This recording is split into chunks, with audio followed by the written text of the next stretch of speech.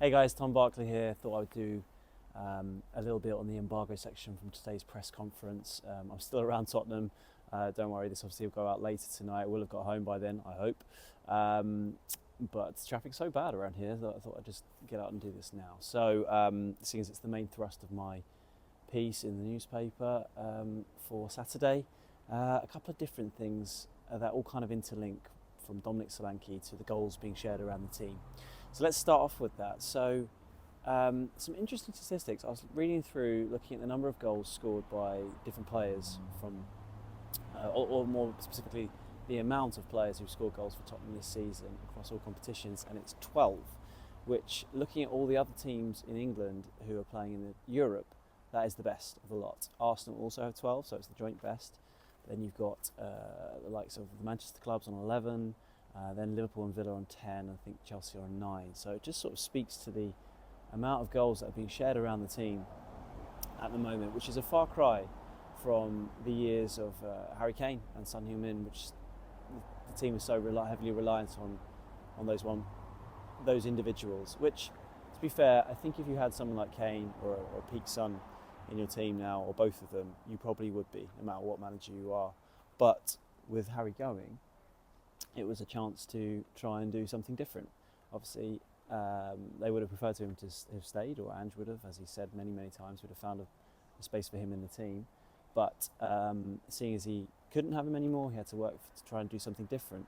And he spoke quite a lot about this today. He said that's one of the things he's been really happy with. You know, he sort of talked about specifically Pape Matar Sarr, the way he's come on from a goal scoring point of view, because it's not something, as Ange put it, which you think was synonymous with Sarr, but actually when you look at his goal return from what he's done this season, it's been very good, including that fantastic winner against Man City, and it shows how his team is developing on that front.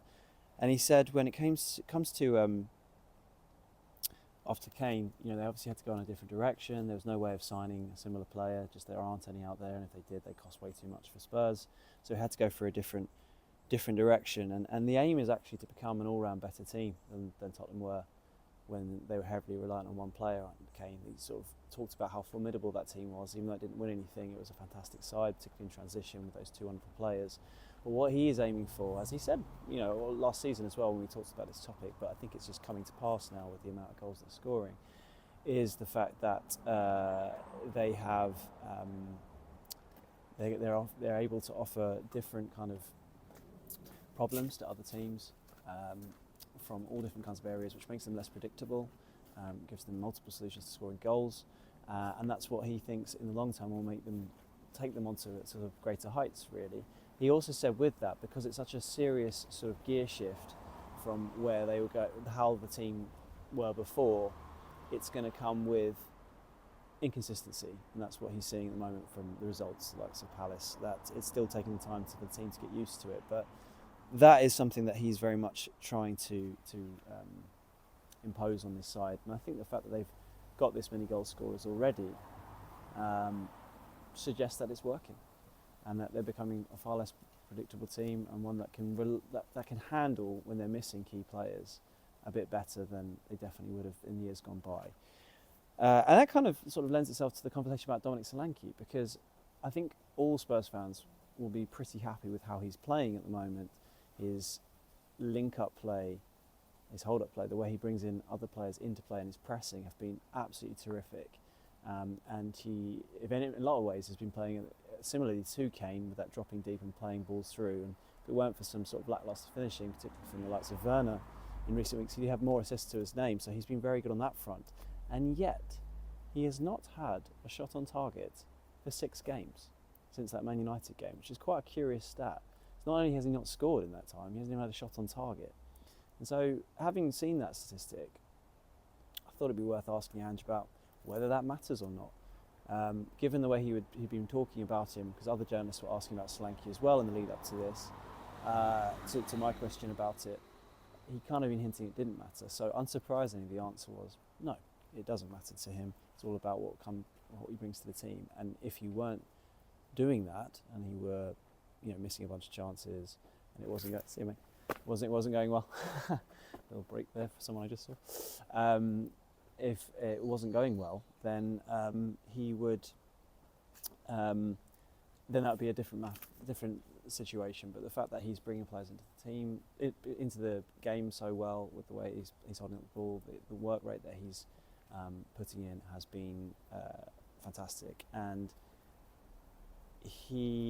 so Postecoglou's sort of support of him was resolute. Was absolutely resolute. He just thinks that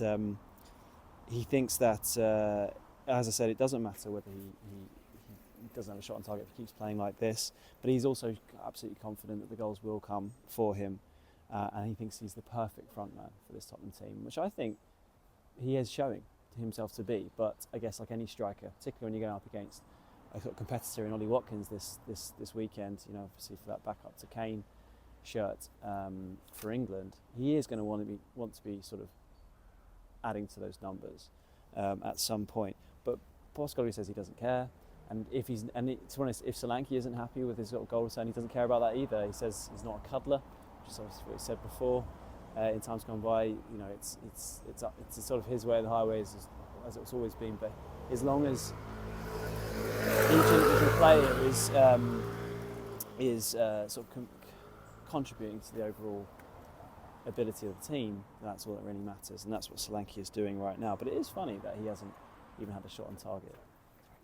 It's something that it does feel like something that the team could be working on more, trying to get Solanke more into goal scoring positions, and that is something where growth, as Andrew put it, for this team, an obvious area for that, because when he signed, you did think he would be a consistent finisher in those sort of cutbacks from that are so synonymous with Tottenham's style of play under Postecoglou. Perhaps teams are wising up to that a bit more. Maybe that's why it's been a bit harder for him to get into those positions, or the fact that he's been playing deeper, playing those through balls to wingers, sort of running onto them like Johnson and Werner. I don't know, but it's something that you think they would be looking to work on a bit more.